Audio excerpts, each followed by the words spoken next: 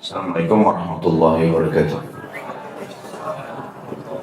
Alhamdulillah, tidak pernah berhenti kita memuji Sang Pencipta Allah.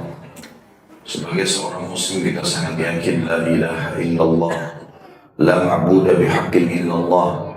Tidak ada Tuhan pencipta, milik, penguasa, sang raja yang sebenarnya di langit dan di bumi kecuali Allah. Allah adalah zat yang maha sempurna, maha adil, maha bijaksana. Luas rahmatnya bagi orang yang beriman dan patuh, dan juga amat keras siksanya bagi orang yang membangkang dan durhaka. Dia telah memudahkan kita dengan kalimat yang mudah sekali diucapkan, penuh dengan berkah alhamdulillah, agar roda kehidupan kita di muka bumi ini berjalan. Maka selalulah basahi dan bibir kita dengan kalimat ini. Selanjutnya kita panjatkan salam hormat kita kepada manusia terbaik, manusia yang telah diutus oleh Sang Pencipta Allah kepada kita semua, dari kalangan kita sendiri manusia, untuk membawa hukum halal haramnya Allah, syariatnya, sehingga kita tahu mana yang diinginkan, mana yang diperintah dan dilarang oleh Sang Pencipta Allah. Dan atas jasa itulah Allah Subhanahu wa Ta'ala juga memerintahkan kita agar mengucapkan salam hormat kepadanya dan dijadikan ibadah di sisi Allah Subhanahu wa Ta'ala. Satu kali salam hormat akan dibalas dengan 10 kali tambahan rahmat, dan rahmat Allah luas sekali. Maksud dalamnya pengampunan dosa, peninggian derajat dan pemenuhan segala kebutuhan. Maka sangat wajar setelah memuji Allah alhamdulillah kalau kita selalu bacakan salawat dan taslim kepada Nabi besar Muhammad sallallahu alaihi wasallam. Melanjutkan pada buku kita, begini seharusnya mendidik anak. Panduan mendidik anak sejak masa kandungan hingga dewasa berdasarkan Al-Quran dan As-Sunnah. Dan kita sudah masuk ke dalam judul kriteria pendidik teladan. Dan sudah sempat kita menyinggung kriteria yang pertama. Bagaimana kita sebagai orang tua, sebagai guru, harusnya memiliki kriteria ini. Yaitu yang pertama sekali pemaaf dan tenang. Dan ini dalam Islam sangat dianjurkan. Dua sifat ini sangat dianjurkan. Pemaaf adalah sifat yang mulia. Dan terlalu banyak dalil-dalil yang menekankan tentang masalah itu. Kapan kita memaafkan orang lain, maka yang paling pertama manfaatnya kembali kepada kita sendiri. Karena dengan memaafkan orang lain, Allah memaafkan dosa-dosa kita. Bahkan sebagian ulama mengatakan bisa jadi yang Allah maafkan lebih besar daripada perbuatan orang itu kepada kita. Misal ada orang menggibah kita, menceritakan keburukan kita satu. Mungkin bisa saja dengan itu Allah maafkan 10 tahun dosa kita, 20 tahun dosa kita. Maka manfaatnya kembali kepada diri kita sendiri. Sebagaimana Allah jelaskan dalam surah An-Nur, A'udzubillahi minasyaitonirrajim, ala tuhibbuna yaghfirallahu lakum. Tidakkah kalian ingin Allah memaafkan kesalahan kalian justru karena memaafkan orang lain? Sudah sering saya ulangi dalil ini tentunya ya. Tentang bagaimana sikapnya Abu Bakar radhiyallahu anhu yang diingatkan oleh Allah Subhanahu wa Ta'ala agar Abu Bakar memaafkan sepupunya sendiri yang telah menyebarkan fitnah berzinanya Aisyah radhiyallahu anhum ajma'in ya. Ayat 22 surah An-Nur, surah nomor 24 ayat 22. Itu saya bacakan ayatnya dulu lengkapnya. A'udzubillahi minasyaitonir rajim. Wa la ya'tali ulul fadli minkum was-sa'ati an yu'tu ulil qurba wal masakin wal muhajirin fi sabilillah wal ya'fu wal yasfahu ala tuhibbuna an yaghfirallahu lakum wallahu ghafurur rahim. An-Nur ayat 22 yang artinya, dan janganlah orang-orang yang mempunyai kelebihan dan kelapangan di antara kamu bersumpah bahwa mereka tidak akan memberikan bantuan kepada kaum kerabatnya. Di sini ayat turun kepada Abu Bakar radhiyallahu anhu. Karena Abu Bakar pernah membiayai hidup sepupunya sendiri yang dia sepupunya itu malah yang menyebarkan fitnah berzinanya Aisyah dengan Safwan. Padahal sebenarnya ini berita bohong. Setelah Abu Bakar tahu ternyata ini sepupunya yang dibiayai selama ini hidupnya yang menyebarkan fitnah, maka Abu Bakar bersumpah atas nama Allah tidak mau lagi membantunya. Maka ayat ini turun menegur atau mengingatkan Abu Bakar. Allah mengatakan, dan janganlah orang-orang yang mempunyai kelebihan dan kelapangan di antara kamu. Maksudnya Abu Bakar karena dia kaya raya radhiyallahu anhu, bersumpah bahwa mereka tidak akan memberi bantuan kepada kaum kerabatnya. Maksudnya adalah yang sudah sebarkan fitnah, tapi tadi dia sudah bertaubat ini ya. Muslim bin Abi Muslim sudah bertaubat. Orang-orang miskin dan orang-orang yang berhijrah pada jalan Allah, dan hendaklah mereka memaafkan dan berlapang dada. Maka kalau kita memaafkan apa manfaatnya? Ini Allah sebutkan tentang Abu Bakar. Apakah kamu tidak ingin bahwa Allah mengampunimu dengan memaafkan orang lain? Dan Allah Maha Pengampun lagi Maha Penyayang. Maka Abu Bakar berkata, iya, aku ingin engkau maafkan aku ya Allah. Maka dia pun menebus sumpahnya ya, dengan membebaskan budak radhiyallahu anhu. Kemudian beliau kembali menafkahi sepupunya yang telah menyebarkan fitnah itu. Jadi manfaat yang paling besar kalau kita memaafkan orang lain, justru kita kembali kepada kita dulu. Kita akan dimaafkan oleh Allah. Karena itu perintah Allah. Orang salah kita maafkan. Dan sudah saya jelaskan, kalau ada orang berbuat salah kepada kita dan dia ingin supaya dia lepas dari hukuman Allah, ada dua cara. Yang pertama, langsung penyampaian maaf dari kita, orang yang terzalimi kepada dia, tapi secara langsung, ya saya maafkan kamu misalnya. Atau dianya yang datang minta maaf. Kalau kita memaafkan dia bukan di hadapannya, hanya karena ingin cari pahala. Ada orang gosipin kita, kita mengatakan saya sudah maafkan semua orang yang gosipin saya. Orang-orang yang gosipin itu belum lepas dari hukuman Allah. Dia tetap akan kena hukuman Allah. Makanya kalau ada yang mengatakan, Ustaz, ada yang mencuri barang saya, apakah saya maafkan? Jawaban saya iya. Tapi kan kita tidak mungkin maafkan dari depan dia, karena kita tidak tahu misalnya siapa pencurinya misalnya. Maka kita mendapatkan pengampunan dosa, tapi dia tetap masih kena konsekuensi hukum selama dianya belum minta maaf. Ya. Dia akan lepas dari hukuman Allah di kiamat kalau kita memaafkan di hadapan dia atau dianya datang meminta maaf. Ya. Itu pun kalau dia datang minta maaf harus bisa mencari ridho orang yang pemilik hak ini supaya betul-betul dari hatinya memaafkan itu. Maka pemaaf itu adalah sifat yang mulia sekali. Sifat yang mulia dalam Islam dan sangat dianjurkan. Ibnu Taimiyah rahimahullah pernah ditolimi oleh orang di zaman beliau dengan beragam macam fitnah sampai akhirnya beliau hampir dipenjara. Bahkan sudah dipenjara pada saat itu. Maka ketahuanlah ternyata beliau difitnah saja.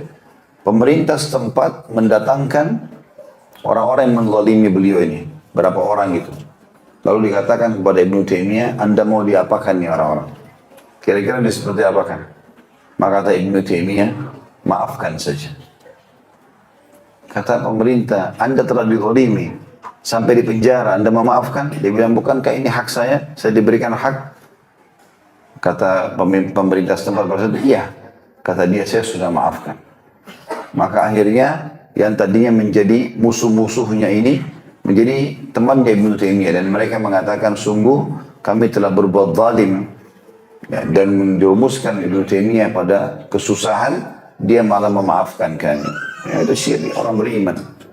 Imam Ahmad rahimahullah pernah malam hari tidur, ya, malam hari tidak bisa tidur.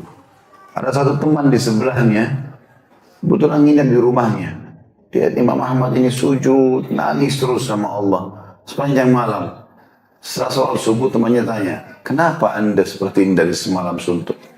Dia bilang, saya tiba-tiba teringat tentang salah satu khalifah yang hidup di zaman beliau menyiksa saya, pernah menyiksa saya. Karena Imam Ahmad berkata Al-Quran bukan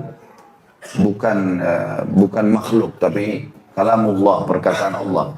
Kebetulan pada saat itu kerajaan dipegang oleh orang-orang yang berfaham Mu'tazilah, mengatakan Al-Quran adalah makhluk. Sementara Imam Ahmad mengotot dengan itu, tidak mungkin. Karena kalau kita katakan Quran makhluk, berarti ada bagian dari Allah yang makhluk. Karena Allah SWT mencipta, maka dia adalah kalamullah. Gara-gara itu Imam Ahmad dicambukin sampai berdarah-darah, diseret di depan orang-orang. Sampai akhirnya Allah lepaskan Imam Ahmad dengan hikmahnya tentunya. Maka Imam Ahmad bilang, setiap kali saya ingat itu saya selalu sakit hati. Tapi sisi lain, saya ingin sekali Allah membuka hati saya supaya saya mendapatkan pengampunan dosa dengan memaafkan orang itu. Maka semalam suntuk saya menangis, bergejolak dalam jiwa saya, antara saya maafin atau tidak nih. Dan saya minta agar Allah lunakkan hati saya, dan Alhamdulillah saya memaafkannya. Gitu. Nah, jadi itu yang salah sedikit tersirat dari kisah salafus saleh. Allah juga memuji orang-orang yang memaafkan ini sudah kita bahas ya, cuma saya reviewkan saja karena kita sempat libur kemarin akhir Ramadan dan setelah Lebaran. Supaya tidak lupa saja, surah Al-Imran 134. Bagian pegang buku kita masih di halaman 134 ya. Al-Imran ayatnya 134, halamannya juga 134 itu. A'udzu billahi minasyaitonir rajim wal qadhimin al-ghaidha wal 'afina 'anil nas wallahu yuhibbul muhsinin. Dan orang-orang yang menahan amarahnya. Qadhimil ghaidh adalah orang yang menahan emosi padahal dia dalam keadaan benar. Orang tua misalnya, benar dia, anaknya salah. Tapi kalau dia bisa kontrol emosi justru dia tidak lampiaskan, dia itu namanya kadhimul ghaidh. Orang punya hak, punya kekuatan, punya power. Kemudian dia memaafkan orang yang telah berbuat kesalahan. Maka di sini namanya kadhimul ghaidh. Ya. Allah memuji itu dan Allah mengatakan wal qadhimil ghaidha wal 'afina 'anil nas, dan orang yang suka memaafkan orang lain. Wallahu yuhibbul muhsinin, Allah suka dengan orang-orang yang berbuat kebaikan. Seingat saya pada saat itu kita sempat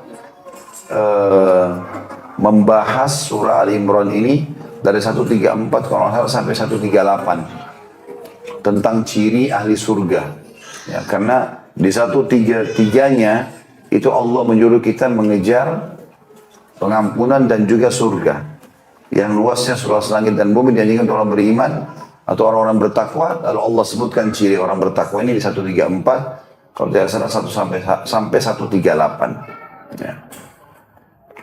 Kemudian juga firman Allah dalam surah Al-A'raf 199 yang berbunyi, A'udzu billahi minasyaitonir rajim, khudhil afwa wa'mur bil 'urfi wa'arid 'anil jahilin. Peganglah sikap memaafkan itu, maksudnya jadikan prinsip hidupmu. Ya. Dan suruhlah orang-orang mengerjakan yang ma'ruf, yang baik, ajak orang untuk berbuat kebaikan. Dan berpalinglah dari orang-orang jahil. Ini ciri orang-orang beriman. Perintah Allah SWT kepada orang-orang beriman agar melakukan 3 hal ini, selalu memaafkan. Kemudian yang kedua adalah mengerjakan yang ma'ruf. Ma'ruf ini artinya apa? Yang baik-baik yang Allah perintahkan. Dan juga berpaling dari orang-orang jahil. Kita tidak boleh berteman sama orang-orang yang jauh dari agama, yang bodoh dari agama, yang akhirnya menjerumuskan kita pada kemaksiatan sang pencipta Allah. Saksi bahasan kita adalah khudhil afwa, selalulah memaafkan. Kemudian juga surah Al-Hijr ayat 85, Allah SWT berfirman, A'udzu billahi minasyaitonir rajim, fasfahis safhal jamil. Maka maafkanlah mereka dengan pemaafan yang baik. Ini Allah SWT memerintahkan Nabi Muhammad SAW untuk memaafkan dengan pemaafan yang baik. Maksudnya diikuti dengan hati yang tulus, tutur kata yang santun. Udah nggak apa-apa, saya udah maafin. Dan dari satu sisi ini juga pernah kita singgung pada pertemuan-pertemuan kita yang sebelumnya. Jangan kita hanya berharap orang yang benar memaafkan, tapi kita juga yang sedang berbuat salah harusnya bisa meminta maaf. Ya, biasakan selalu maafin saya kalau kita salah, walaupun sederhana, walaupun hanya sekedar menginjak sendal orang, walaupun hanya sekedar apalah sesuatu yang mungkin dianggap remeh, tersenggol segala macam, maafin saya, selalu ucapin itu. Itu sangat baik agar kita tidak ada hisab hari kiamat. Karena bisa saja orang yang kita senggol atau orang yang kita injak sendalnya atau yang kita lewatin mobilnya atau motornya merasa sakit hati. Mungkin dia punya hak, misal. Maka ini semua jangan dibawa ke hari kiamat karena mahkamah Allah sangat adil. Sekecil apapun akan ada hisabnya. Maka lebih baik kita menyelesaikan di dunia. Kata Nabi SAW, siapa yang memiliki hak saudaranya padanya, maka sebaiknya dia selesaikan sebelum nanti datang hari tidak ada lagi manfaat permintaan maaf itu. Di hari kiamat orang tidak mau maafin. Orang tidak mau maafin. Sampai Allah menggambarkan dalam Al-Quran, yauma yafirul mar'u min akhihi. Hari kiamat itu saudara lari dari saudaranya, wa ummihi wa abi, dari ibunya dan ayahnya, wa sahibatihi wa bani, dari istri dan anak-anaknya. Likulli imri'in minhum yawma idzin sya'nu yughni. Pada saat itu semua manusia ingin menyelamatkan dirinya.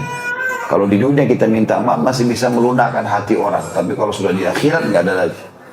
Dia tidak mau kecuali akan dibayar dengan pahala kita. Nah, jadi kalau orang lain punya masalah sama kita itu urusan dia. Jangan kita punya masalah sama orang. Dan jangan balas kebodohan dengan kebodohan. Kita digibah, kita gibah juga. Dia dapat dosa, kita dapat dosa. Kita difitnah, kita juga fitnah dia. Ya sama-sama dihukum. Keliru. Harus lebih cerdas. Jangan tanggapi. Semua perbuatan bodoh jangan ditanggapi. Ini Allah bilang, wa'abid anil jahilin. Berpaling dari orang-orang jahil. Orang yang gosipin kita, orang yang fitnah kita, orang yang cari kesalahan. Itu cuma orang jahil, bodoh. Kalau dia pintar, dia nggak akan buang-buang waktunya untuk itu. Cari yang manfaat buat dia. Maka jangan ikut-ikutan dengan orang-orang jahil seperti ini. Kemudian Nabi Ibn Abbas mengatakan dalam rumah bahwasanya Rasulullah SAW bersabda kepada Abdul Qais radhiyallahu anhu, inna fika khaslataini yuhibbuhum Allah, al-hilmu wal anat. Sesungguhnya pada dirimu terdapat dua sifat yang dicintai Allah, penyantun atau pemaaf dan juga tenang. Makna tenang ini tidak tergesa-gesa. Makanya Nabi SAW mengatakan dalam hadis lain, al-anatu minar rahman wal ajalatu minas syaitan. Al-anat itu maksudnya tenang dalam mengambil keputusan. Beda antara tenang dengan lamban. Lamban nggak boleh. Lelet kalau bergerak, itu nggak boleh juga dalam Islam. Bukannya itu dimaksud. Tapi tenang dalam berkata tidak tergesa-gesa. Karena cekatan dalam Islam dianjurkan. Nabi SAW dikatakan kalau berjalan, itu saking cepatnya seperti turun dari bukit. Pada jalan biasa. Tidak buang-buang waktu bagi seorang muslim, cekatan. Tetapi dia tepat, ya, cepat ini diikuti dengan ketepatan. Ya, tapi di sini tenang maksudnya tidak tergesa-gesa. Kalau sudah ada dua pilihan, maka direnungi dulu. Sampai ada istikharah dalam Islam, gitu kan? Bukan cuma pasal pernikahan, pekerjaan, pindah kota, beli rumah, apa saja. Sampai para sahabat mengatakan kami selalu diajarkan Nabi SAW beristikharah, walaupun dalam hal-hal yang kecil. Ya. Dan saking pentingnya seakan-akan kami diajarkan ayat-ayat Al-Quran. Ya. Maka ini tenang. Kata Nabi SAW, tenang itu tidak tergesa-gesa bagian dari atau sifat yang diberikan oleh Ar-Rahman. Allah Zat Maha Pengasih. Dan ajalah, buru-buru, tergesa-gesa, ini dari syaitan. Kata beliau, pemaaf dan tenang merupakan sifat paling mulia yang harus dimiliki oleh setiap pendidik teladan. Karena sifat ini merupakan kebaikan di atas kebaikan.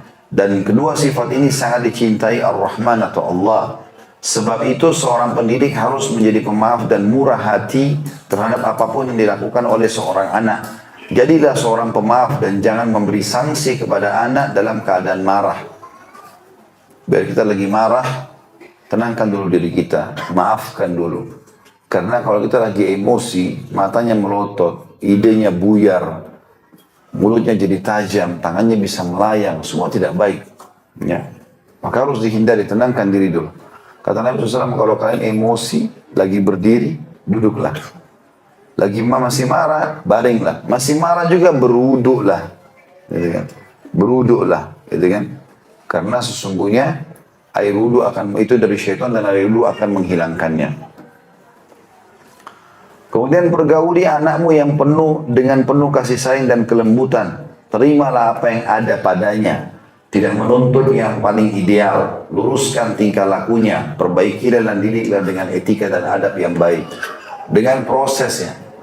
Jangan pernah berpikir anak kita seperti kita. Semua sudah difahami. Enggak. Perlu proses. Satu demi satu. Pertanyaan apapun dari anak, jawab.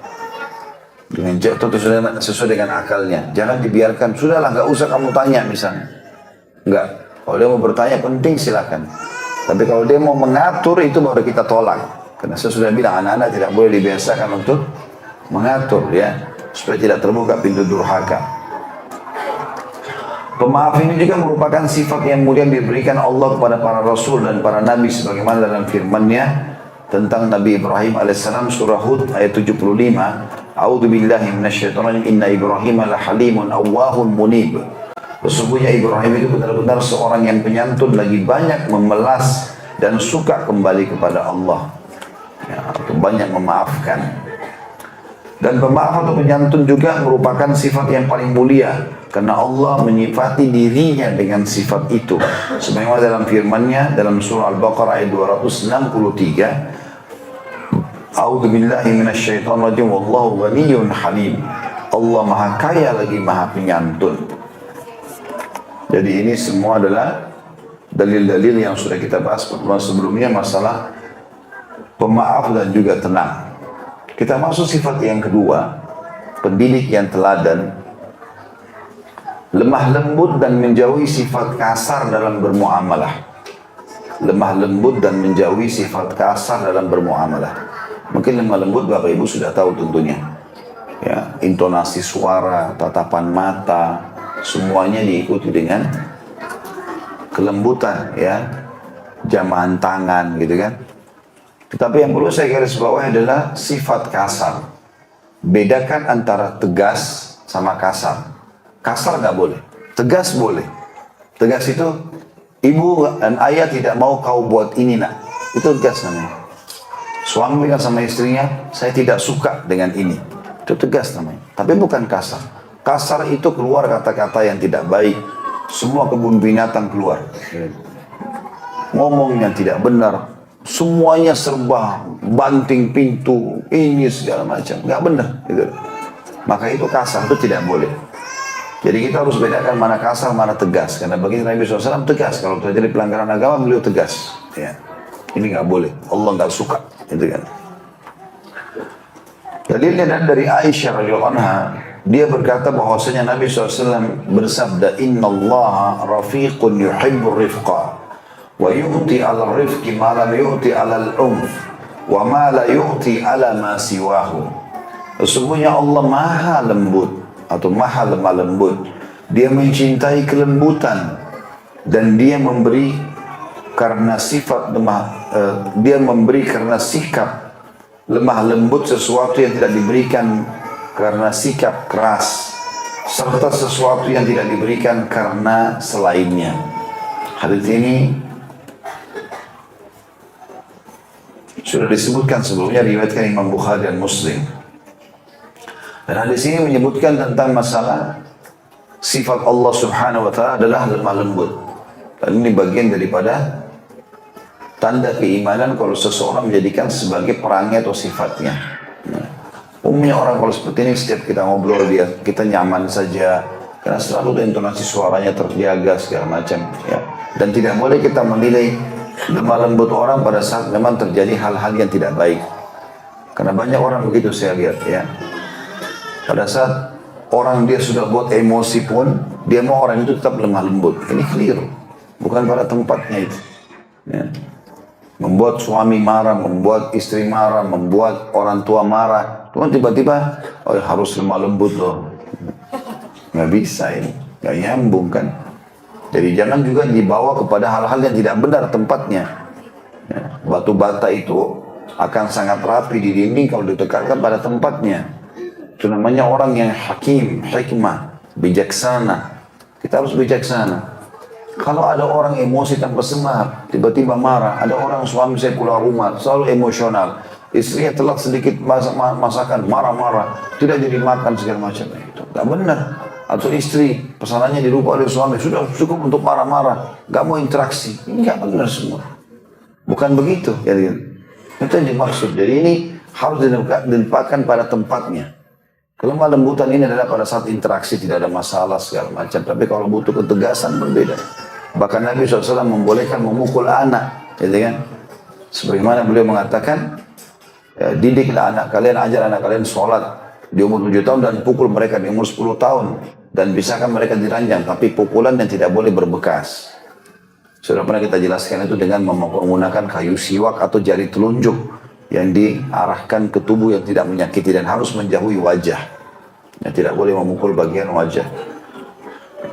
Itu pun kalau sudah berulang-ulang ya diingatkan tapi tidak mau gitu.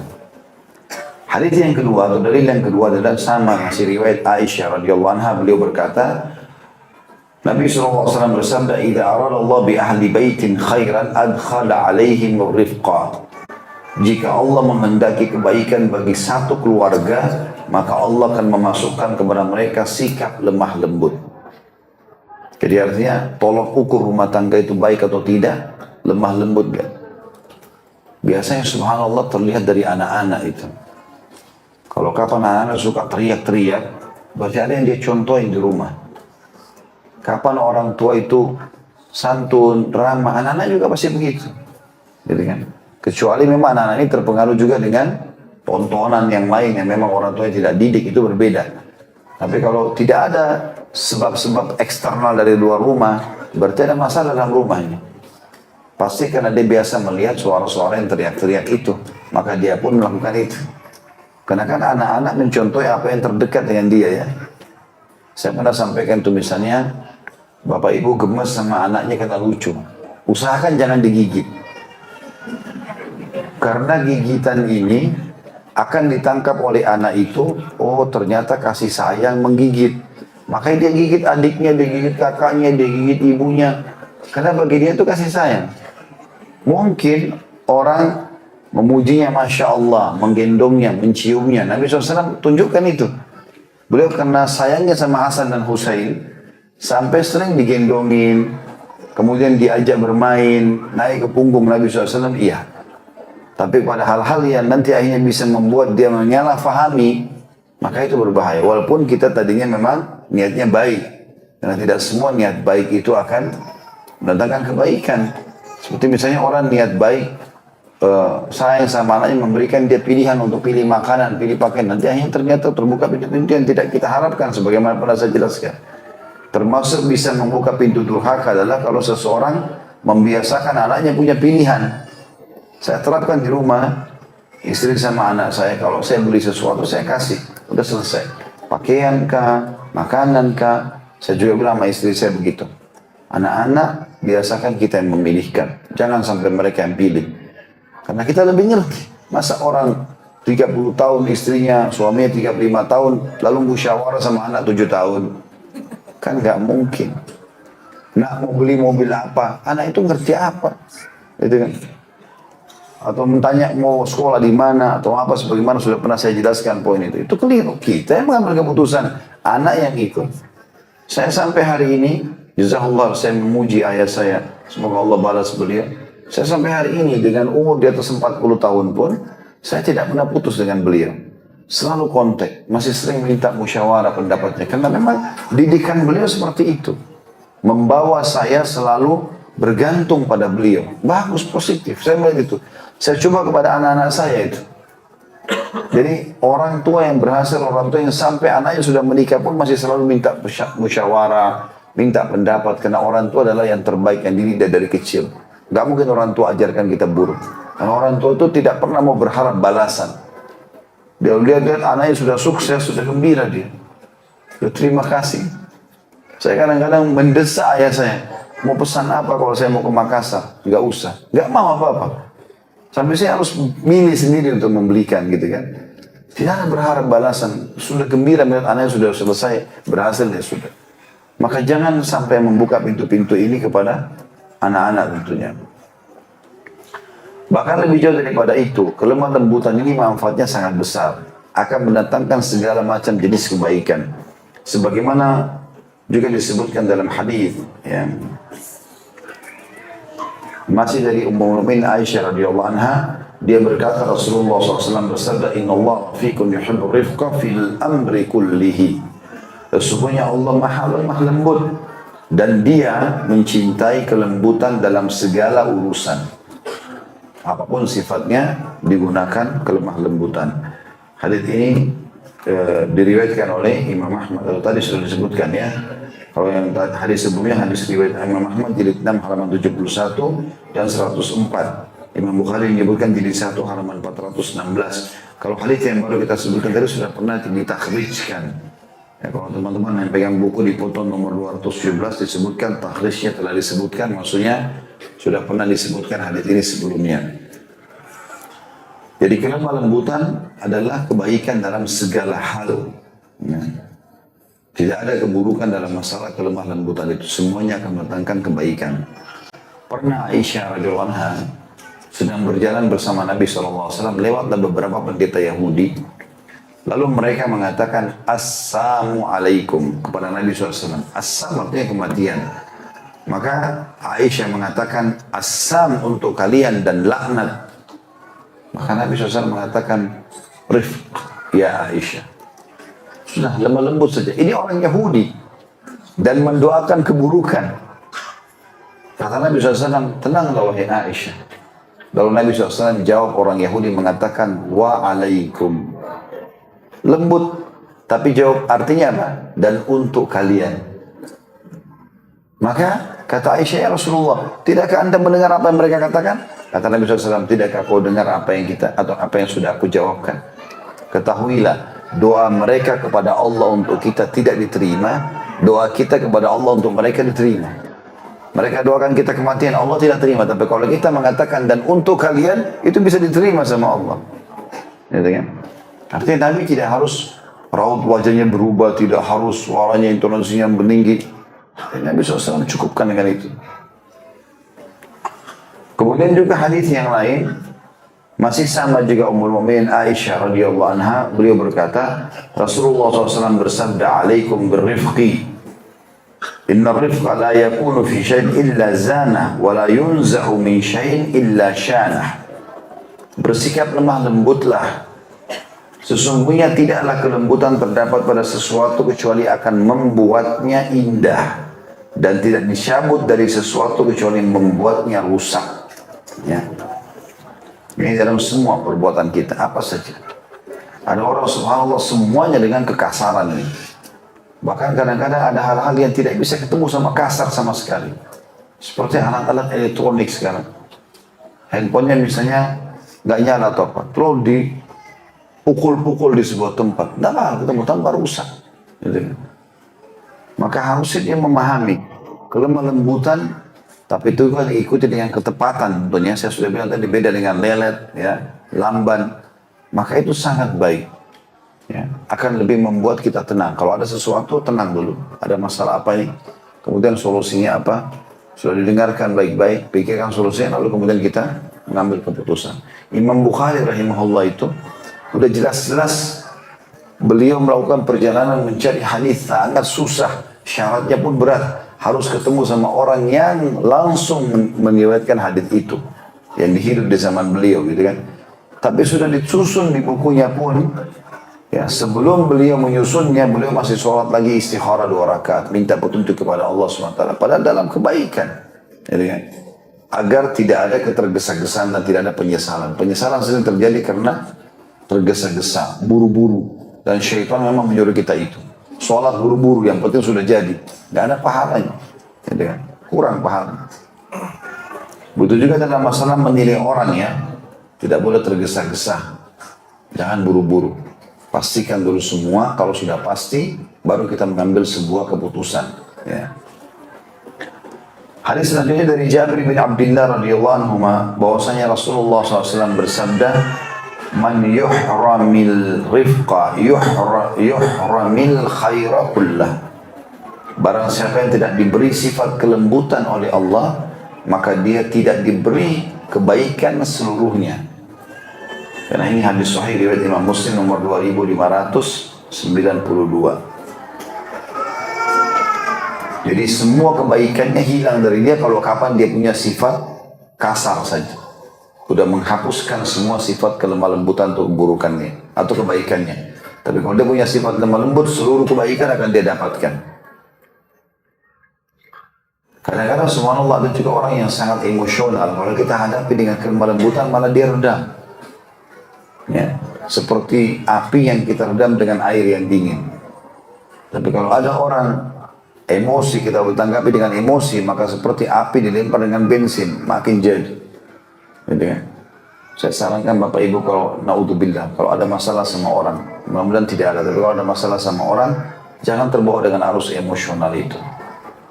Lebih baik kita diam, tinggalkan posisi dulu, ya, tenangkan diri, baru kemudian kita kembali merenungi sambil minta sama Allah petunjuk yang benar, baru kita pecahkan.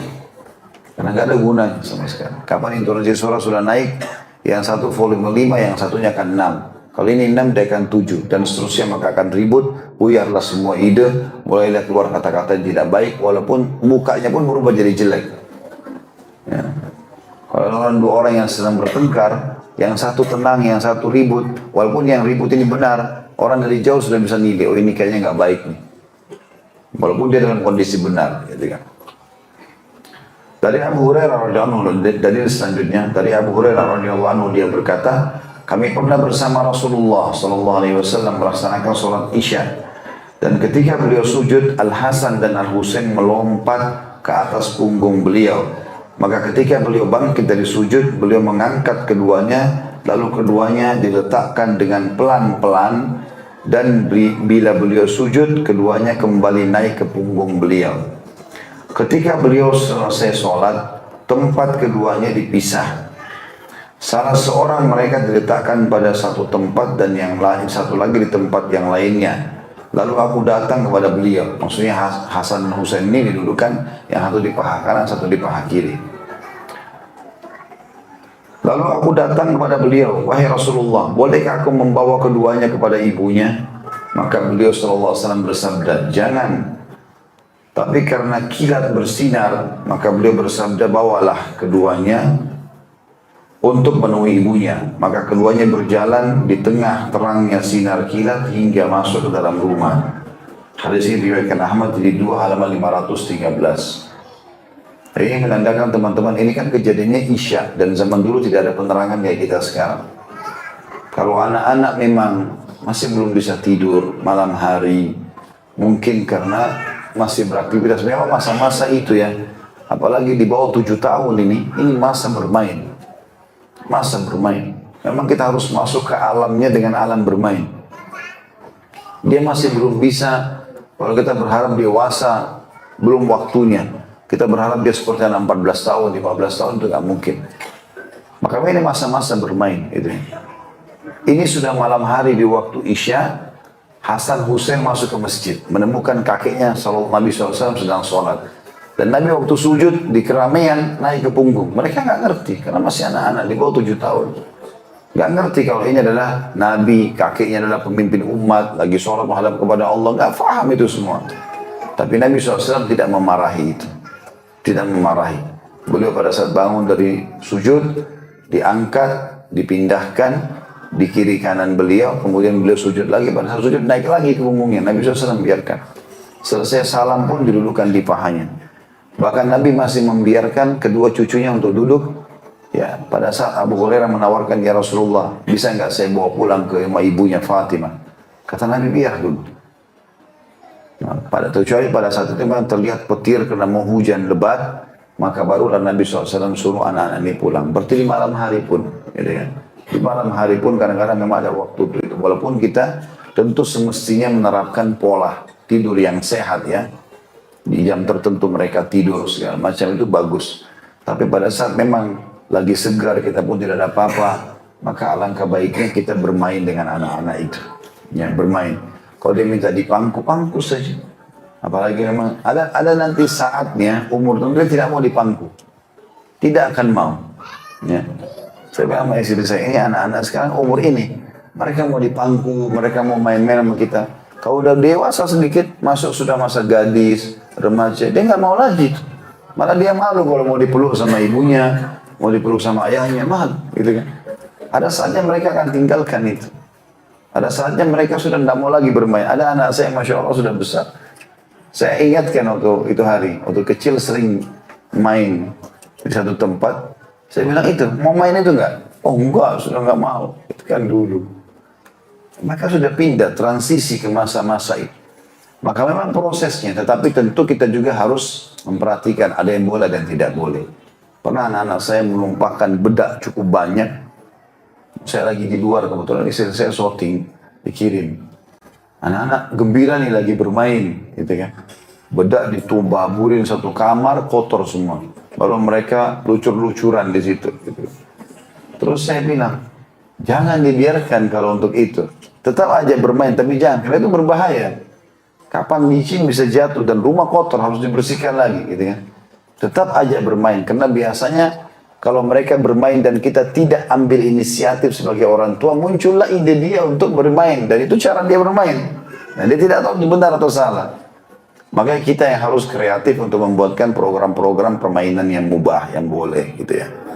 Nah, itu tidak ada masalah. Termasuk anak-anak sekarang sering main-main game. Itu sebenarnya bukan tidak boleh, tapi kita pilihkan sebagai orang tua. Saya pernah anak saya izin tuh, abati, dia pengen abati, mau main game.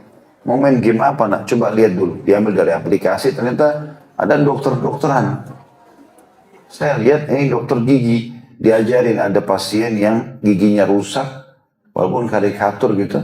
Terus ini caranya mengobati, ada pilihan-pilihan. Gigi yang seperti ini dicabut, gigi ini untuk dibersihkan, ini ada odol, ini ada gini. Ada bahan lemon sama apalah madu di blender, nanti akan jadi ini dan itu. Bagus, silahkan, saya bolehkan. Nah, bagi saya itu pendidikan buat dia. Tapi kalau khayalan robot-robot lah, apalah mengkhayal yang tidak masuk akal. Ada kadang-kadang gambaran karikatur yang tidak jelas. Manusia, bukan jin, bukan hewan, bukan, nggak jelas. Dengan nama yang aneh-aneh. Ini nggak boleh, larang.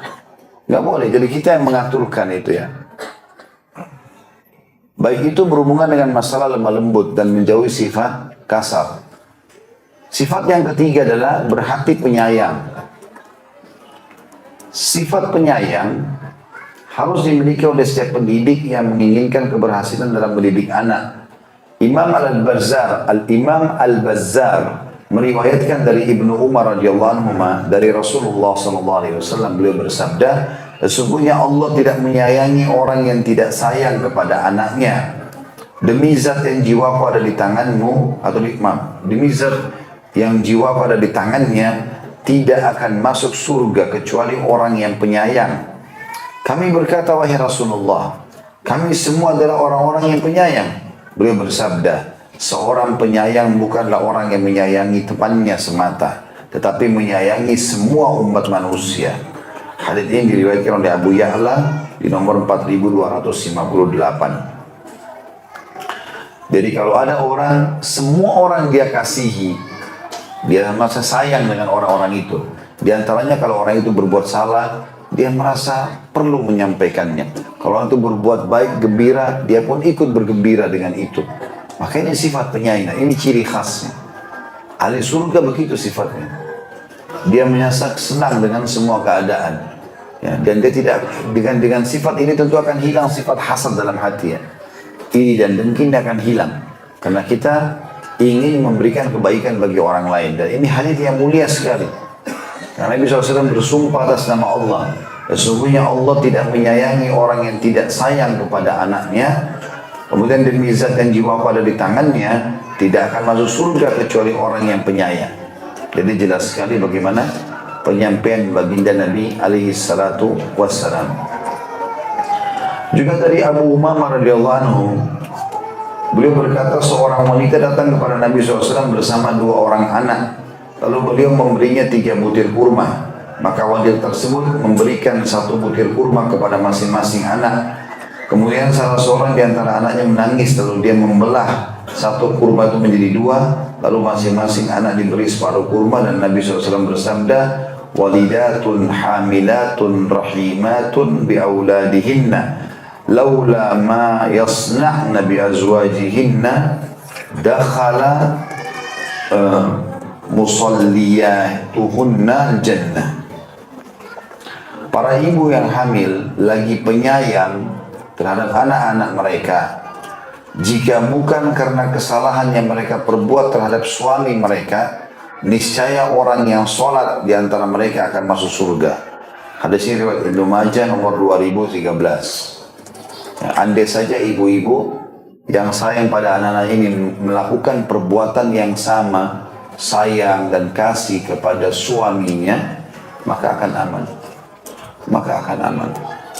Permasalahannya adalah banyak rumah tangga dia ibu-ibu baik sama anaknya tapi durhaka sama suaminya. Ini dosa besar. Ini tidak boleh. Kata Nabi SAW dalam sebuah hadis, awal amal yang dihisab pada hari kiamat bagi seorang wanita adalah sholatnya dan hubungannya dengan suaminya. Jadi di sini Nabi SAW ingatkan, banyak ibu-ibu yang sayang sama anak. Kalau dia baik, maka secara otomatis ya dengan anak-anaknya, maka dia bisa masuk surga kalau dia sholat. Hanya saja hubungan dengan suaminya yang menghalangi itu. Hubungan dengan suami ini adalah awal yang dihisab pada hari kiamat nanti. Dan ini juga dari satu sisi pujian bagi ibu-ibu yang sayang sama anaknya dan juga sekaligus peringatan bagi yang durhaka pada suaminya. Ya, karena kalau ibu-ibu harus paham yang paling didominan atau diprioritaskan adalah suami, baru anak. Ya, bukan sebaliknya. Nah, karena memang Allah memerintahkan seperti itu. Dan juga dari Abu Umamah radhiyallahu anhu dia berkata, aku memperlihatkan kepada Rasulullah SAW seorang wanita bersama dua anak perempuannya. Yang satu digendongnya dan yang lain dituntun. Lalu beliau SAW bersabda, walidatun hamilatun rahimat, laula ma ya'tina ila azwajihinna ladakhala musallayatuhunna al-jannah. Para ibu yang hamil lagi penyayang terhadap anak-anak mereka, jika bukan karena kesalahan yang mereka perbuat terhadap suami mereka, niscaya orang yang sholat di antara mereka akan masuk surga. Hadis ini sama diriwayatkan juga oleh Ibnu Majah dan Al-Hakim. Dan ini hadis disahihkan oleh para ulama sesuai dengan syarat Imam Bukhari.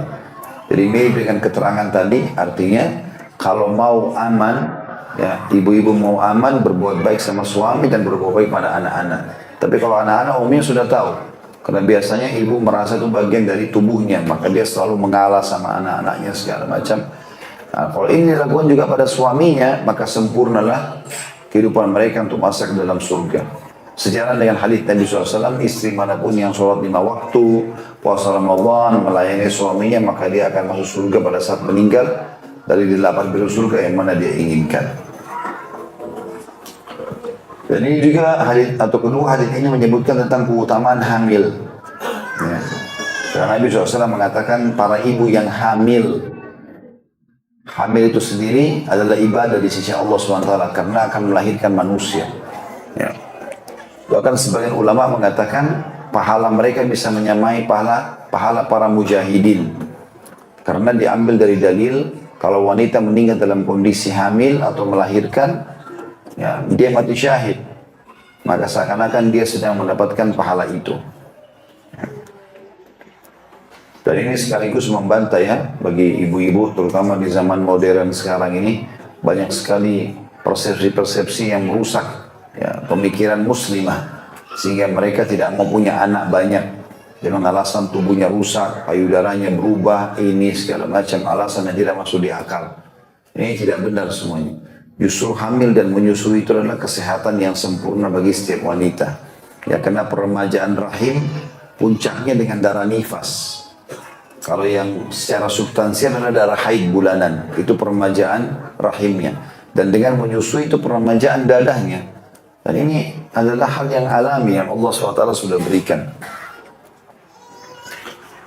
Kemudian hadis selanjutnya dari Ubadah bin As-Samit radhiyallahu anhu, dia berkata Rasulullah SAW bersabda, "Laisa min ummati man lam yujilla kabirana wa yarham saghirana wa ya'rif li'alimina haqqahu."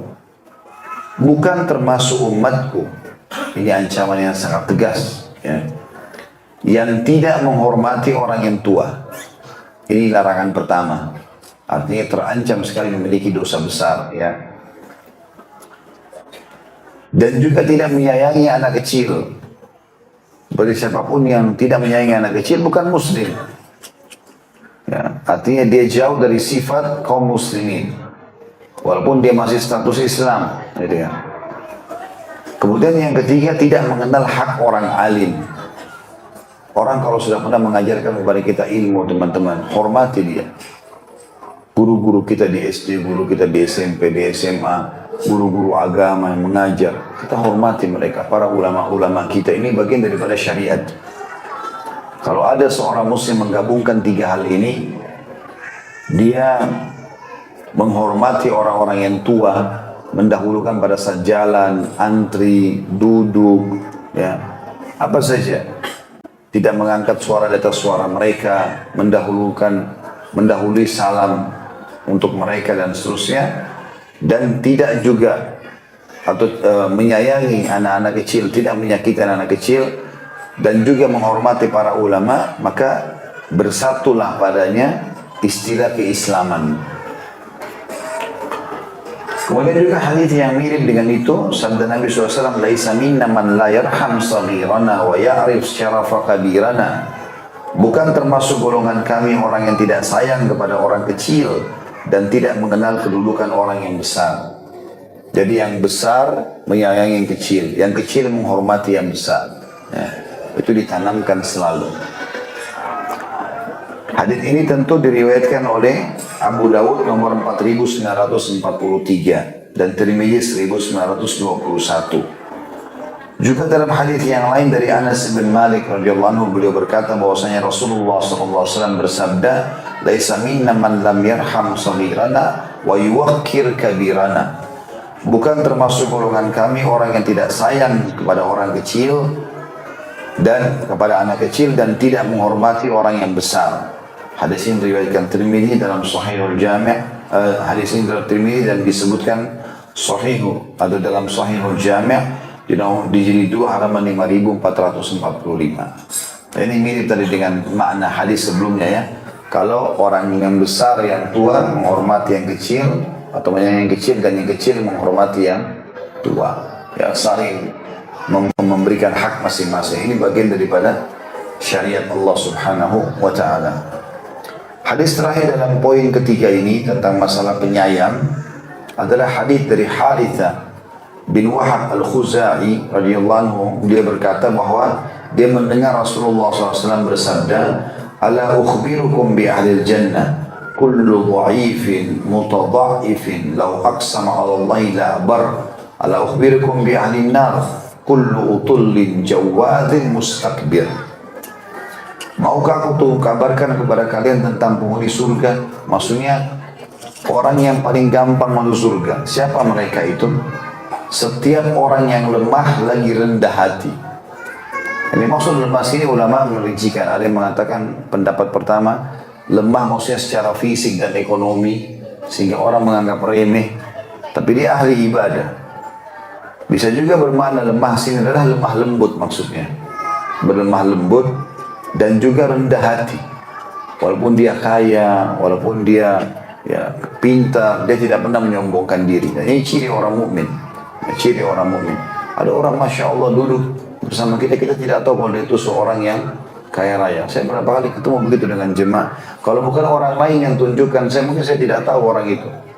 Karena dia masya Allah seorang miliarder yang luar biasa, orang yang sangat dermawan, orang yang sangat baik, gak pernah sombongin diri. Ya, biasanya justru orang sombongin diri ini kalau memang orang yang tidak mengenal Tuhannya Allah SWT. Baru Allah kasih mobil, gitu kan? Baru Allah kasih mobil sudah buka jendela, klakson terus. Belum dikasih yang mahal, beli motor begitu, baru motor baru ribut dengan knalpot, ganggu orang senasib. Ini baru ada tas baru, baru handphone baru, semuanya dipajang, semuanya dipamer. Ini kan tidak benar. Dan ciri orang-orang beriman atau ahli surga secara khusus adalah orang yang justru rendah hati. Tawadhu namanya. Dan kata Nabi SAW, "Man tawadhu lillah rafa'ahu Allah." Siapa yang merendah karena Allah, Allah justru angkat derajatnya. Ya. Kemudian dikatakan, setelah Nabi SAW bilang, "Maukah aku kabarkan kepada kalian tentang penghuni surga?" Setiap orang yang lemah dan lagi rendah hati, yang bila dia bersumpah atas nama Allah, maka Allah akan mengabulkannya. Salah satu makna hadis ini adalah kalau orang suka rendah hati, maksudnya tidak menyombongkan diri dengan apa yang dia miliki, bantu orang iya. Kalau ada orang terpaksa tahu ya sudah, gitu kan. Apa boleh buat, dia harus menyampaikannya. Tapi dia tidak pamer-pamer masalah itu. Ini nanti akan menjadi penyebab doanya diijabah. Ya. Salah satu sebab doa diijabah adalah kalau orang itu suka dengan lemah lembut dan juga rendah hati. Karena dikatakan di sini kalau dia bersumpah atas nama Allah akan dikabulkan. Dia bilang misalnya, ya Allah, aku bersumpah atas namamu, sembuhkanlah penyakitku, bukakanlah rezeki ini, mudahkanlah urusan itu. Maka Allah terima langsung, karena sifat rendah hatinya tadi. Kemudian Nabi SAW mengatakan lawannya, maukah aku tunjukkan kepada kalian tentang penghuni neraka? Wa na'udzubillah. Yaitu setiap orang yang kasar, congkak, lagi sombong.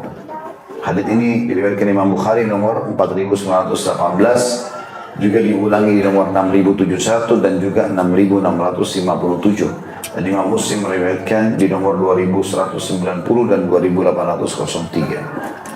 Yang dimaksud dengan kasar sudah saya katakan tadi adalah kasar dari sisi sikapnya. Saya sudah jelaskan juga di awal perbedaan kasar dengan tegas. Tegas, saya mau, saya tidak suka, saya suka, to the point. Dan itu sifat orang mukmin kalau tegas ya. Jadi punya prinsip. Kita nggak usah berwajah dua sebagai orang beriman ini, tidak ada wajah dua. Tidak ada maksudnya wajahnya senyum tapi hatinya yang gerutu. Enggak. Orang mukmin yang kelihatan di wajahnya itu adalah dia. Dia suka, dia suka. Dia nggak suka, nggak suka. Dia mau beli, dia beli. Nggak mau beli, ya nggak mau beli. Selesai. Jangan gantung orang. Enggak, saya mau pikirkan dulu. Enggak ada seperti itu. Enggak ada dua warna. Orang mukmin suka, suka, nggak suka, nggak suka. Selesai. Gitu lah. Jadi tidak ada beban dalam kehidupan. Nah, itu salah satu cirinya ya, yang diambil juga daripada hadits ini. Maka tegas boleh, tapi kasar nggak boleh. Kasar itu seperti mencaci maki, menghina pegawai kah, pembantu kah, siapalah ya, orang yang dianggap di bawah naungan dia. Itu ahli neraka yang pertama, kasar. Kemudian congkak. Congkak ini ya dikatakan juga di sini, dan lagi sombong. Apa bedanya antara congkak sama sombong? Kalau sombong masih lebih global. Biasanya masuk dalam semua lini yang menolak kebenaran, gitu kan. Tapi kalau congkak ini biasanya dia lebih lari kepada penampilan atau cara jalan. Ya. Biasanya dengan dia cara jalan pakai sepatu baru, maka semua satu bangunan mendengar suara sepatunya karena suka dihentak-hentakan di lantai, gitu kan. Maka dengan atau jalan dengan mengangkat wajahnya, gitu kan, diibaratkan dalam pepatah bahasa Arab dikatakan meninggikan dagunya, seakan-akan menganggap remeh orang, ya, dengan setengah matanya. Ini semua masuk dalam istilah congkak. Tapi intinya semua itu dilarang oleh agama kita, dan ini termasuk ahli neraka. Ini sifat yang ketiga dari pendidik yang baik. Jadi kita sudah bahas 3 sifat Bapak Ibu sekalian. Ya. Sikap yang pertama sudah kita ulangi tadi adalah pemaaf dan tenang. Kemudian yang kedua adalah lemah lembut dan menjauhi sifat kasar. Dan yang ketiga adalah penyayang. Yang keempat, sifat pendidik yang baik adalah bertakwa kepada Allah Subhanahu wa taala. Dan takwa ini artinya takut kepada Allah. Kalau seseorang itu takut kepada Allah, teman-teman sekalian, maka Allah akan membuat makhluk di muka bumi ini akan bisa tunduk pada dia. Maksudnya tidak akan ada masalah dengan siapapun. Allah Subhanahu wa taala, kecuali orang-orang yang jahat. Memang karena Nabi SAW kan dibenci orang munafik, orang kafir dan seterusnya. Tapi umumnya orang-orang akan sejalan dengan dia. Dan itu Allah SWT perintahkan dalam Al-Quran agar kita bertakwa, hanya patuh dan tunduk kepada Allah dalam surah Imran ayat 102. A'udzu billahi minasyaitonir rajim, ya ayyuhalladzina amanu taqullaha haqqa tuqatih. Al-ayat. Wahai orang-orang beriman, bertakwalah kepada Allah sebenar-benar takwa kepadanya. Makna sebenar-benar takwa adalah sebenar-benar tunduk. Allah halalkan, nikmati, perintahkan, kerjakan. Allah larang, jauhi.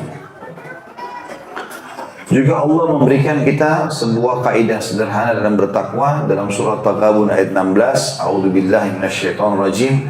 Fattaqullaha mastata'tum, dan bertakwalah kepada Allah menurut kesanggupan kalian. Ya, kalau kita sholat tidak mampu berdiri bisa duduk, duduk tidak mampu maka berbaring, gitu kan. Tidak mampu dengan berbaring dengan isyarat. Maka ada keringanan dalam agama, tergantung dengan kadar kemampuan, ya, kesanggupan. Juga Allah Subhanahu wa taala menjanjikan orang-orang yang bertakwa diberikan jalan keluar dari masalah-masalah hidupnya dan diberikan rezeki dari tempat tidak disangka-sangka. Sebagaimana dalam surah At-Talaq ayat 2 dan ayat 3. A'udzu billahi minasyaitonir rajim. Wa may yattaqillaha yaj'al lahu makhraja wa yarzuqhu min haitsu la yahtasib. Barang siapa yang bertakwa kepada Allah, niscaya dia Allah akan membukakan jalan keluar baginya dan dia memberinya rezeki dari arah yang tidak disangka-sangka. Di sini kata sebagian ulama termasuk rezeki adalah kebaikan anak. Nah, jumlah yang dikasih banyak dan kebaikan anak-anak tersebut. Kalau saya tidak salah, Imam Ahmad rahimahullah dinukil memiliki sekitar 10 anak dan semuanya menjadi orang yang soleh. Ya, karena ketakwaannya kepada Allah subhanahu wa ta'ala. Jadi kapan kita jaga hubungan kita sama Allah, Allah membuat ketakwaan itu bisa menjadi penyebab dapatnya hidayah orang-orang sekitar kita. Bahkan sebagian ulama ada yang diberatkan mengatakan ketakwaan bisa terwariskan pada ahli waris. Ya, kalau kapan kita soleh dan soleha, kita punya pendapatan yang juga halal, maka itu berpengaruh besar kepada anak keturunan. Itulah yang dilakukan oleh Umar bin Khattab pada saat berjalan malam hari di Madinah, kemudian melewati rumah seorang penjual susu yang masyhur. Kemudian dia mendengarkan si nenek ini mengatakan pada cucunya, ya, susu pesanan sudah banyak, sekarang kita campur sama air saja supaya lebih banyak kuantitinya. Maka anaknya mengatakan, bagaimana kalau Umar tahu? Kata si nenek, Umar tidak akan tahu, gitu kan? Padahal Umar ada di belakang tembok atau tembok rumah mereka. Lalu anak cucu itu tiba-tiba nangis terisak-isak, ketakutan luar biasa. Lalu neneknya tanya, kenapa kamu? Dia bilang, kalau Umar tidak tahu wahai nenekku, bagaimana dengan Allah? Maka gara-gara kalimat itu menandakan perempuan ini sangat salehah dan takut kepada Allah. Malam itu juga Umar bin Khattab pulang ke rumahnya, bangunkan anak laki-lakinya dan menawarkan menikah. Ya. Ini yang masih bujang-bujang sini, bayangkan kalau tengah malam dibangunkan sama ayah suruh menikah. Langsung dikatakan oleh Umar setelah dibangunkan semuanya lagi tidur anak-anaknya, siapa yang mau nikahi cucunya penjual susu itu? Karena orang baru bangun tidur berat menjawab, apalagi disuruh nikah, bukan disuruh misalnya ambil air atau apa gitu. Maka Umar mengatakan, kalau tidak ada yang nikahi, saya akan nikahi. Maka kata Asim, anaknya Umar bin Khattab radhiyallahu anhu mengatakan, saya ayahku sebagai bentuk bakti pada anda. Maka menikah karena bentuk bakti pada ayahnya. Maka Allah berkahi pernikahan tersebut. Lahirlah dari rahim cucu Rasul yang bertakwa itu seseorang yang bernama Abdul Aziz. Lahir dari Abdul Aziz namanya Umar. Umar bin Abdul Aziz ini adalah orang yang sangat bertakwa kepada Allah. Terkenal raja yang saleh, cucunya Umar bin Khattab. Maka kata para ulama, Umar bin Abdul Aziz ketakwaannya termasuk terwariskan dari neneknya yang tadi cucu punya Rasul yang bertakwa kepada Allah. Jadi bisa terwariskan itu. Makanya kita selalu disuruh lihat juga pada saat mau menikah dengan jalur nasab keturunan. Karena itu biasa punya pengaruh terwariskan, gitu kan. Kemudian juga firman Allah Subhanahu wa taala yang lain di dalam surah An-Nisa ayat 9, A'udzu billahi minasyaitonir rajim. Wal yakhsha alladziina law taraku min khalfihim dzurriyyatan dha'afan khafu 'alaihim falyattaqullaha wal yaqulu qawlan sadida. Hendaklah takut kepada Allah orang-orang yang sekiranya mereka meninggalkan keturunan yang lemah di belakang mereka, yang mereka khawatirkan akan terlantar. Maka hendaklah mereka bertakwa kepada Allah dan hendaklah mereka bicara dengan tutur kata yang benar.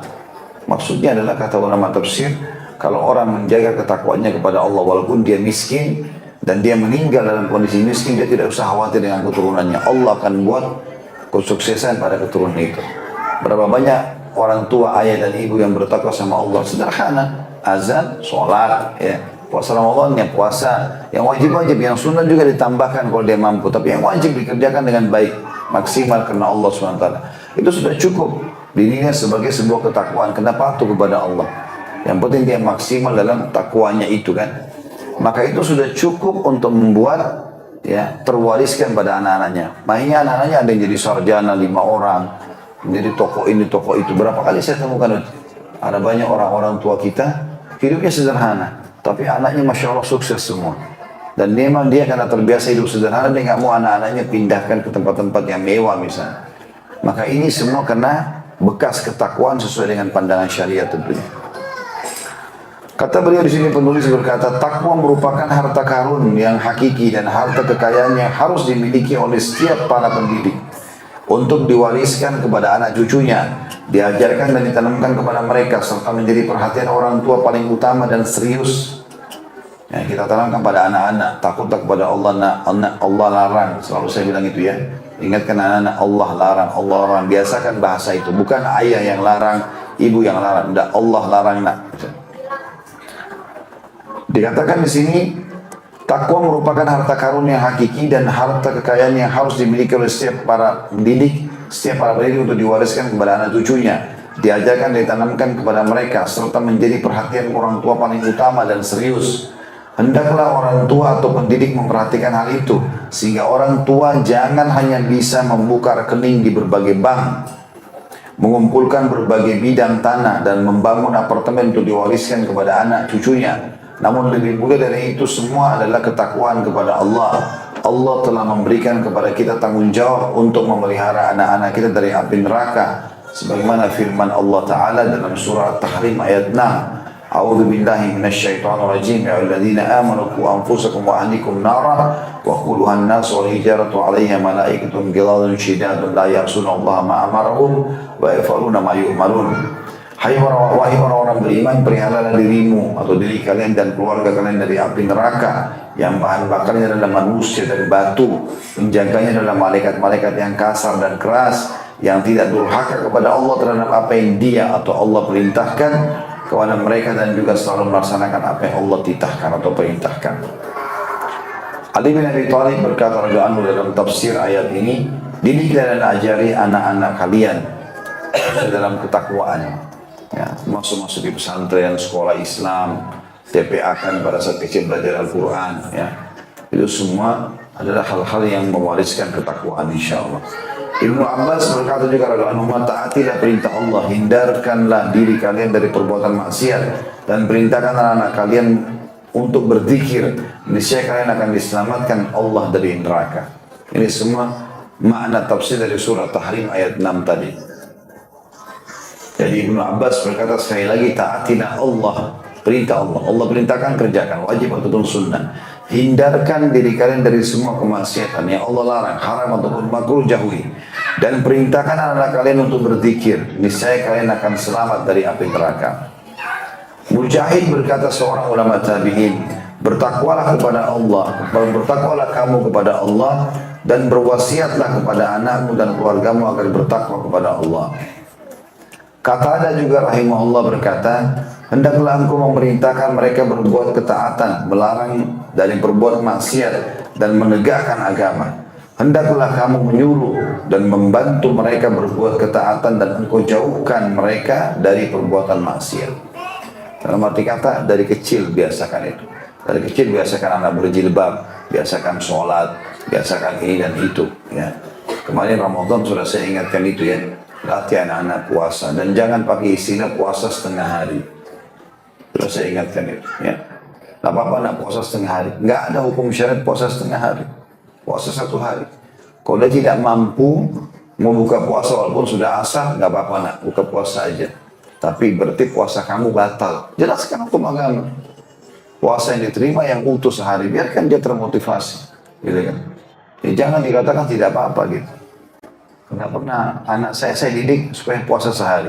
Rupanya dia ketemu dengan beberapa ikhwah di kantor. Dia dikatakan, oh enggak apa-apa puasa setengah hari. Dia tanya kembali ke saya gitu. Terus saya bilang, enggak benar. Harusnya puasa sehari. Kalau sudah tidak tahan, buka puasa. Tapi puasanya enggak diterima. Gitu kan? Belum diterima karena belum sempurna. Jadi kita berikan didikan yang benar. Ya. Ad-Dahhak dan Muqatil berkata setiap muslim wajib mendidik keluarga, kerabat, dan para pembantu serta pekerjanya agar melaksanakan perintah Allah dan menjauhi larangannya. Semua ini dinukil perkataan-perkataan salafus saleh sahabat dan tabi'in dari tafsir Ibnu Katsir jilid 4 halaman 502 pada saat menjelaskan tafsir At-Taubah ayat 6 tadi. Sebagai penutup teman-teman dalam bahasan kita, dan kalau ada pertanyaan silahkan. Tiada cara lain untuk memelihara keluarga dari api neraka kecuali dengan takwa kepada Allah. Rasulullah SAW telah memerintahkan kepada kita agar melindungi putra-putri kita dengan takwa kepada Allah dan silaturahim dengan kerabat dan famili. Dari An-Nu'man ibn Bashir radhiyallahu anhu, dia berkata, Rasulullah SAW bersabda, ittaqullah wa'dilu baina auladikum. Bertakwalah kepada Allah dan bersikap adillah di antara anak-anak kalian. Ini hadis diriwayatkan Imam Bukhari jilid 5 halaman 155 dan 157, Imam Muslim 1623. Dari Ibnu As-Sakir dari Ibnu Mas'ud radhiyallahu anhu, Rasulullah SAW bersabda, ittaqullaha wasilu arhamakum. Bertakwalah kepada Allah dan sambunglah tali silaturahim dengan kerabat kalian. Hadis ini hasan diriwayatkan Ibnu As-Sakir nomor 50 jilid 56 halaman 317. Jadi maksudnya bertakwa kepada Allah bukan cuma sekedar lisan, tapi ada praktek lapangan. Prakteknya adalah diantaranya adil diantara anak-anak kalau bagi orang tua. Karena ini Nu'man ibn Bashir. Bashir ini pernah datang kepada Nabi SAW sambil berkata, ya Rasulullah, saya ingin memberi ya Nu'man. Dia punya anak banyak, tapi Nu'man ini sangat dekat dengan dia. Saya mau kasih Nu'man ini. Kata Nabi, saya ingin anda jadi saksinya. Kata Nabi SAW, apa kau berikan semua anakmu sama? Dia bilang, tidak ya Rasulullah. Kata Nabi SAW, saya tidak mau jadi saksi. Lalu Nabi tanya, kau mau nggak anak-anakmu bakti semuanya sama kamu? Kata Bashir, iya. Kata Nabi SAW, adillah terhadap mereka. Dalam pemberian, samakan semuanya. Beda dengan warisan. Kalau kita meninggal, beda. Laki-laki dapat 2, perempuan 1. Tapi kalau dalam pemberian, disamakan. Kemudian juga dikatakan sini, bertakwa pada Allah dan jagalah silaturahim. Ajak, biasakan anak-anak untuk silaturahim, datang ke rumah kerabat, kenalan sama mereka, ya, supaya mereka tahu, oh ini sepupu, oh ini saudara, oh ini begini dan begitu, ya, sehingga terbiasa dari kecil. Dari Ibnu Umar al-Anumah juga dia berkata, Rasulullah SAW bersabda, berbuatlah baik kepada orang tua kalian, maka anak-anak kalian akan berbuat baik kepada kalian, dan bersikaplah pemaaf, maka istri-istri kalian akan menjadi pemaaf pula. Hadis ini diriwayatkan oleh Tabarani dalam kitab Ausat nomor 1002 dan Hakim jilid 4 halaman 170-171. Hadis ini mulia sekali. Hadis ini tentu sanadnya yang sahih. Yang dimaksud dengan berbuat baik kepada orang tua adalah baktilah. Kalau kita sekarang punya orang tua, kita bakti, maka Allah akan kasih kita anak yang bakti dengan kita. Lalu di sini juga, kalau kita suka memaaf, maka istri kita juga akan ikut memaaf, atau pasangan kita. Kalau perempuan juga suka memaafkan, maka suaminya juga akan jadi pemaaf. Jadi akan sangat lunak nanti atau cair suasana di rumah karena semuanya saling memaafkan. Sebagai penutup dikatakan, barang siapa tidak sayang terhadap dirinya, maka sebagai orang tua hendaklah sayang kepada anak-anaknya. Hendaklah dia berbuat baik kepada orang tua agar putra-putrinya diberi taufik oleh Allah karena sebab berbakti kepada keduanya, sehingga mereka terjauh dari durhaka kepada kedua orang tua dan terhindar dari murka Allah Subhanahu wa ta'ala. Jadi ini poin keempat tentang masalah takwa atau menjaga hubungan Allah. Lebih ringkasnya sebenarnya takwa itu menjalankan perintah Allah, meninggalkan larangannya. Makin kental kita berbuat itu, maka makin besar efeknya kepada perbaikan orang-orang yang ada di sekitar kita. Baik, saya semoga bermanfaat insyaallah. Subhanakallah wa bihamdika, asyhadu an la ilaha illa anta, astaghfiruka wa atubu ilaik. Assalamualaikum warahmatullahi wabarakatuh.